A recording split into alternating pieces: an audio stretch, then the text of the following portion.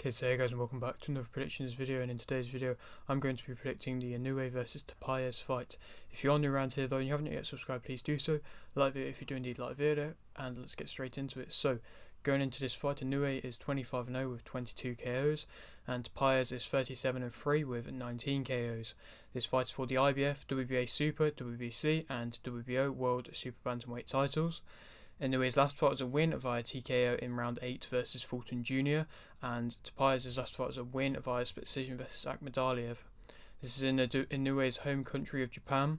Tapales is a southpaw. Tapales' losses have come versus Iwasa in 2019, Sanchez in 2013, and Ray in 2009, and he's been pro since 2008. So to speak about what I've just been saying there, so of course is for all of the major super bantamweight titles, and it's Inoue trying to claim the belts and become another pretty much undisputed champion at another weight, and just further adding on to his legacy. And it's one of my favourite fighters returning back to fight, and I'm very excited for it. It's a Boxing Day treat. I'm going to be watching it for sure, and like I say, it's going to be a very exciting fight. It's going to be exciting to see him back in the ring, just like his last performance. It was an amazing performance. It was a shutout stoppage victory of Fulton Jr., where he never looked out of control. He was completely dominant and really showed his class against an opponent who people were maybe not underestimating him against, but just thinking, oh, this is a bit more of a 50-50 fight. This could be possibly a step too far for Inoue, but he showed his class. He showed that his levels above. He showed that moving up in weight, he wasn't struggling with power or with speed or with being against guys who are usually used to fighting bigger guys.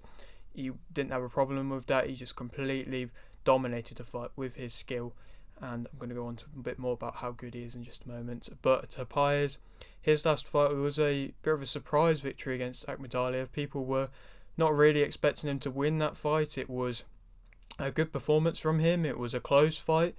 It was a fight which, he got almost knocked down in the very last round, and if he would have, then he probably would have lost, and it was a very close fight. It was a fight which, like I said, nobody really expected he was going to win, but he went out and did it, and he put on a good performance, and he's definitely earned this big fight. And of course, this being in Inoue's home country of Japan, he's obviously going to have more pressure on from him doing that, but he's used to that now. He's used to fighting in Japan, and now that he's getting this more attention and this more media coverage of it, I'm sure it's just going to fuel it even more. But I don't think his ego's getting too high, or if he's getting overconfident. I don't think he is, but I suppose you never know. Tapales being a southpaw, obviously he's going to showcase a bit of a different challenge with Inoue. Probably the toughest southpaw Inoue's faced. He's not faced a southpaw since, I believe, 2021, which isn't really that long ago, to be fair, but he won that convincingly anyway. But I think this is, like I say, probably his toughest southpaw competition yet. And obviously Tapales, he's had his losses.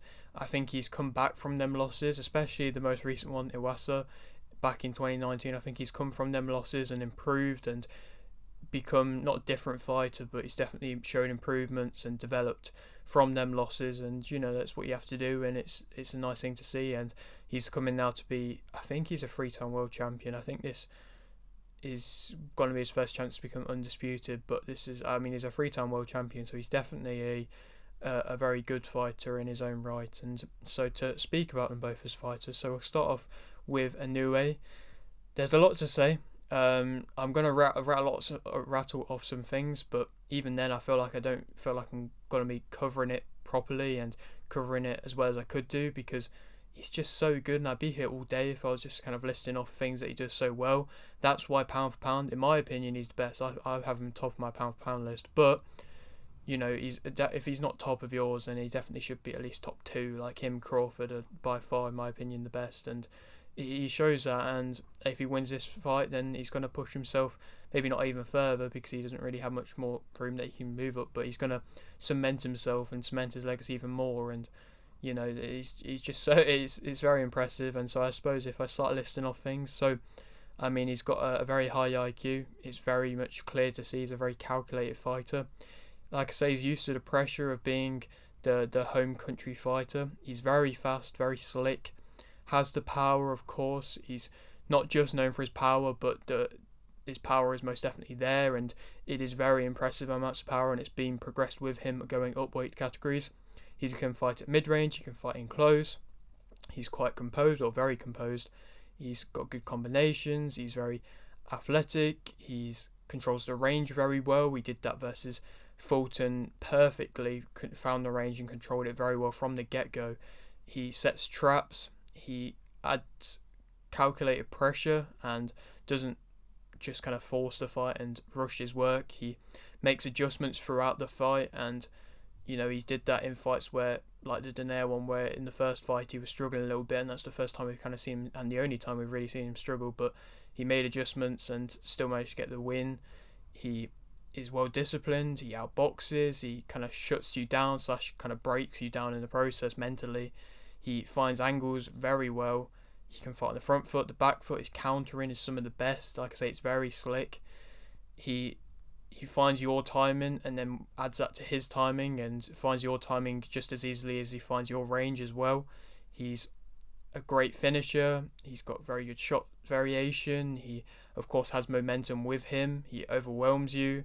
He is an in and out type fighter. He's very hard to hit, and I mean, you can hit him, but he is hard to hit. He's not completely defensive, because you can't be completely defensive and not have any kind of offense, but he is hard to hit, and his in and out type style, he's just about taking that kind of half step back to then throw his own thing, and because it's so slick and so fast that he does it, counters like Fulton Jr. struggled with it, and that's what set up the eventual finish for him. He's very accurate, very explosive as well when he wants to be, and when he wants to finish you, he can be very explosive. And when he got that first knockdown versus Fulton, the way he kind of exploded into that shot was, it's hard to catch and hard to kind of compose and yourself against, and hard to deal with. And I mean, Fulton had realistically no chance of being able to deal with it. And I mean, I still want to say Fulton is a very good fighter. I don't like at all, I don't feel like many people do, but I don't like at all how people often just go and shut out opponents when they fight him and they beat him convincingly, because they go, oh, he was never that good in the first place, when before the fight everybody was saying, oh, this is a 50-50 fight and everything like that. It's not what you want, and in my opinion it shouldn't be the case. I feel like it could happen in this fight. If Inoue wins easily, people will be like, oh, Tapales he's lost. He's not a good fighter, he's been stopped before, but he is a very gifted fighter himself. Like I say, 3-time world champion, and you can't just be saying, oh, it doesn't matter, it's not a valiant win. Like, it is, and it's very, very impressive if he does. The negatives about him, if I could list some, he possibly may be overlooking Tapales here. I mean, he's been linked with so many big names, especially off of that Fulton Jr. fight, so he possibly may be overlooking Tapales. He isn't unbeatable defensively. I think he can get hit. His defense has been maybe not exposed, but it's been, he's been damaged in fights. Like I said, at Donaire one was one of the only times, but a time that we've seen him defensively a bit lazier and a bit weaker, and so he isn't unbeatable defensively. Sometimes he has his chin in the air a little bit when he's going on the back. I think he took a couple jabs from Fulton Jr. every so often where he did have his chin in the air a little bit, so possibly if Tapales hits one of his looping overhands and catches Inoue with a chin in the air, then you never know. He can be backed up, but he counters so well, so and he does have quite wide open hooks when he is coming in, but I suppose you can counter with that, but it's very hard to counter and, like I say, catch his explosiveness. But that's it. Realistically, the main weaknesses that I can spot, especially in recent performances from him. So to speak about Tapales as a fighter, I mean, I would say he's definitely used to being the underdog. Like I mentioned, the Akhmadaliev fight, he was most definitely the underdog. This fight is most definitely the underdog, and he's succeeded being the underdog in the past, and he's, like I say, very much used to it now, I would say. And so it's credit to him for coming to Inoue's home country and taking this fight. He's experienced. I mean, I don't think he's that old. I think he's like 31 to 32, but like I say, he's been pro since 2008, 40 fights now. This is his 41st fight, so he's very experienced. He's got good power himself. He's definitely got good power. It's definitely something there. And like I say, he's improved from his losses. I would say his patience is growing a bit more. I think he's picking his shots maybe a little bit better. He's feinting a little bit more. Like I say, his patience is growing. He's becoming a more controlled fighter, a more composed fighter than what he once was, where he was coming in a bit recklessly, a bit wildly, and just using that looping overhand and just kind of lunging in, overcommitting with it.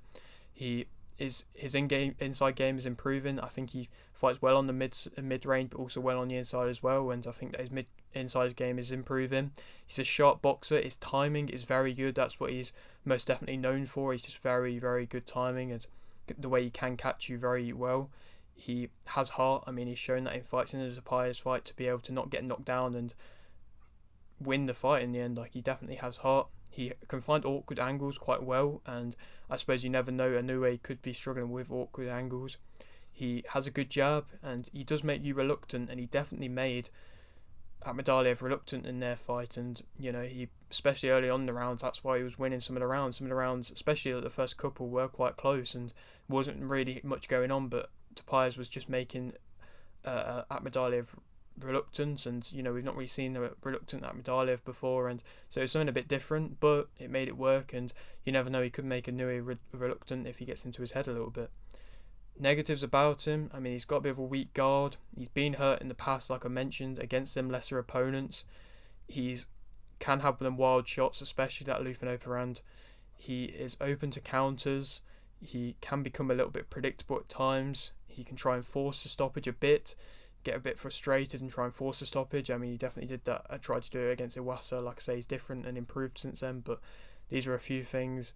He can tire. Sometimes he can get a little bit lazy defensively.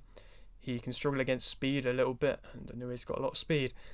He can get backed up, and I feel like Inoue probably will end up backing him up, even though he can, like I say, fight on the front foot or the back foot himself. And if Inoue can catch Tapales being predictable, then that's when his very impressive countering can come into play. And Inoue is the favourite for this fight, and I think that Inoue will win via TKO in round 5. I think it's going to be a dominant shutout victory. I think he's going to showcase Tapales' weaknesses, showcase how easy he is to be countered, and just not become reluctant and just find the range easily in the early couple rounds, and then just be able to shut him out by the later rounds and hurt Tapales. And Tapales, he has heart, but I think he has been hurt, and I don't think he's going to be able to withstand Inoue's just ability in the end. And he's going to win TKO round 5. Then who's he going to fight? When I saw something a little while ago where Inoue said that he wants to beat Fulton Jr., which he's done, then he wants to beat Tapales, and then he wants to defend the belt once. And so there's a few options here of who he could defend against.